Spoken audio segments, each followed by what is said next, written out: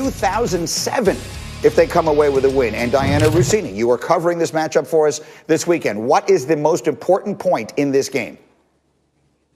Greeny, I think the most obvious answer here is going to be the run game for both these teams. I feel like if you blink, you're going to miss all the action here. We obviously know Kareem Hunt, Nick Chubb on one side going up against Derrick Henry, who always has his best production in the month of December. Since 2016, he's got more rushing yards and touchdowns than any running back in the month of December. We saw what he did last week against that Colts defense, who we know they were down some key players, but he basically took them to the yard, 3 touchdowns in just the first half there. So the run game is obviously the most important, but Baker Mayfield made a really good point this week. He said, we can all focus on that, but let's not forget about the quarterbacks here. Baker Mayfield and Ryan Tannehill have done a really good job of taking care of the ball.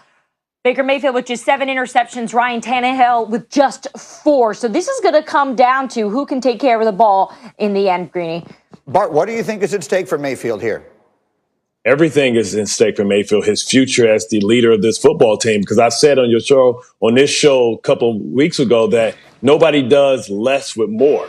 He has 2 of everything. They've surrounded him with everything that he needs. He's going to step up and have to show up and show that he is a franchise quarterback. I think they believe that after his rookie year. I think that it's a lot of question marks about Baker Mayfield and the fact that they really haven't given him the keys to the car. They're putting him in the passenger seat. He's not the driver. It's just running game. But if you're going to give a guy $35, $45 million, you should be able to trust him, because the more money you give him, the less of those luxury pieces you're going to be able to maintain. You know, you have 2 of everything, 2 tight ends, 2 great tackles, 2 great running backs. And Baker Mayfield should have this team a lot better than this. I understand the record is good, but the play is spotty at best. We'll see where they wind up making that decision. This game could go a long way towards deciding it. That's a big one in the AFC. How about in the NFC? You have Green Bay against the Eagles. 8-3 Packers. Eagles have lost 3 straight, and the quarterback is reeling. Green Bay, meanwhile, right now the 3 seed in the NFC, favored to win each of their 5 remaining games according to our analytics. And so let's take a closer look at that one here and bring in RC and Rob Ninkovich. And listen, Rob, as we talk about the Packers, clearly Aaron Rodgers is playing as well as maybe he ever has and as well as anybody in the league. But does that team have enough defense for Aaron Rodgers to carry it back to the Super Bowl? Well, if you look at the Bears game, they might. So last year they were opportunistic. They created a lot of turnovers. This season they haven't created as many turnovers, and they're kind of middle of the pack. So I think that if they can get a push here to the final part of the season and into the playoffs, and their defense can step up against the Bears. I know it's the Bears, but they created 3 turnovers against the Bears. They had a strip sack fumble recovery for a touchdown. So when you can create those plays on defense, it takes the pressure off the offense. We all know that the Packers have a great offense. Aaron Rodgers, he can help you win every single week with what he can do offensively. But if you do not play defense in this league, it's going to be really, really tough to keep up. So if they want to do anything in the playoffs, they're going to have to make a final push here at the end of the season, and their defense is going to have to step up.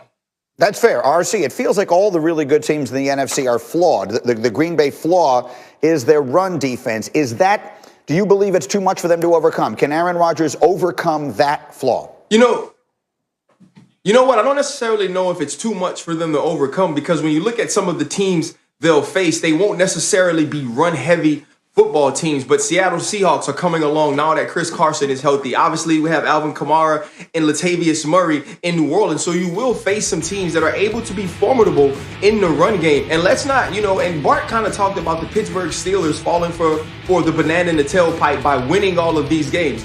Don't forget, last year, the Green Bay Packers were 13-3. The Green Bay Packers won the NFC North, and then they got taken to the woodshed by the San Francisco 49ers in the NFC Championship game. And so we have seen this story before. Obviously, we look at this year as Aaron Rodgers is playing a lot better, and this offense is moving the football better. But we saw the Green Bay Packers go down this road. And if anybody's ever going to use the Chicago Bears offense with Mitchell Trubisky, once benched, now playing as a barometer for how well their defense is playing, everybody's going to be good the last 5 weeks. And so for the Green Bay Packers, just about continuing to ascend, continuing to play well. But please, let's not look at what we do against the Chicago Bears.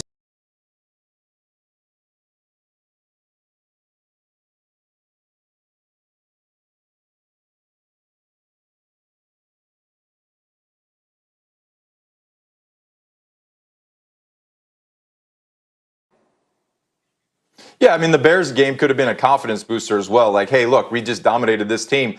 They need to do that for 4 quarters. You look at the Colts matchup where they scored 28 points in the first half. In the second half, they only scored 3. They have to play consistently for 4 quarters. Defensively, after a game like the Bears game, yeah, it's the Bears. We all know the Bears offense is terrible. But guess what? When you could go out there and you can make some plays and you fly around, you have fun with your teammates, that's contagious. And maybe that happens for the end of the season for them.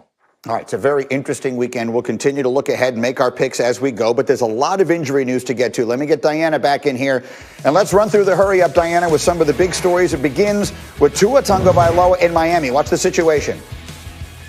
All right, Brian Flores has been very transparent with the media this week, saying that they are taking this day by day. They're keeping a close eye. I've been told that he is progressing.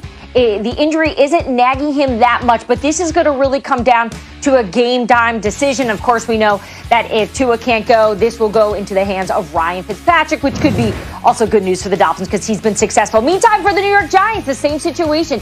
This is a day-to-day situation. They're keeping a close eye on his hamstring. Yesterday at practice, he wasn't out in the field because it was a little chilly in New Jersey.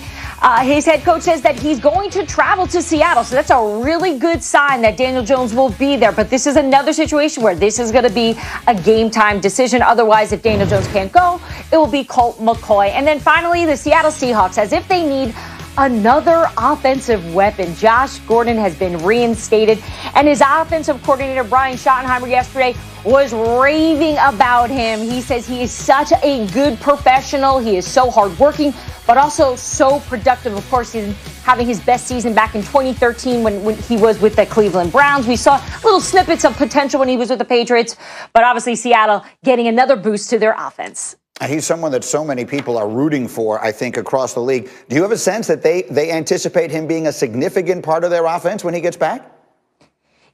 Yeah, this has been part of their game plan for weeks. We know that we heard the rumblings of Josh Gordon joining this team, even going back to this summer. I remember talking to sources in Seattle, and this is all part of their plan of building up this offense, which I have to tell you, I don't know if they thought it was going to be as magnetic as it has been this season. So the fact that their GM, John Schneider, has done such a good job finding the holes to fill here, and this is really just a great pickup for Seattle. All right, outstanding. Diana, stay close by. Much more on the NFL as we go. But let's get to the overwhelming college football story of the weekend. Will they or won't they? Ohio State, can they play their last 2 regular season games? And you know the story by now. They're 4-0. They need to get to 6 games to qualify for the Big Ten championship. They've missed 2 of their last 3 because of coronavirus concerns. Here's their coach. And so, their focus is on Michigan State and winning this game. And a little shorthanded. But it'll say a lot about our program if we can rally this week after having another disappointing weekend last weekend and come on a road and go get this win. All right, let me bring Heather and Paul into the conversation, our regulars here. And if they do play this game, it'll be without Ryan Day. That is part of what will be shorthanded. How do we stand right now, Heather? When do we know exactly what their situation is? Well, typically on game day, Greeny, they release a player availability chart. I would expect they do the same thing if they don't do that today. And the player availability chart, remember, it includes injuries. It includes anybody else who might be out. They're not going to say specifically if players are missing because of COVID-19. They have tried all along to protect the privacy of the student athletes and haven't revealed the scope of this. So we don't know exactly how shorthanded they might be, but they are going to test again around 8 p.m. this evening to make sure they get on a clean plane. Now, so the point is they're going to play if they reasonably can. Paul Feinbaum, I will ask you, is it enough for them to win out? As currently scheduled, they play Michigan State and Michigan. Is it enough for them just to win these games, or do they need style points? They need style points right now, Greeny. I mean, they are depending on a 13-person committee to determine whether they play for the national championship or not. And it was interesting on Tuesday night, the committee chairman talked about how they did not put Texas A&M at the number 4 position. Why? Because they looked average against the defending national champion LSU. So right now, it's all about style points, getting these games in, but looking good in the process because all eyes are on the Buckeyes.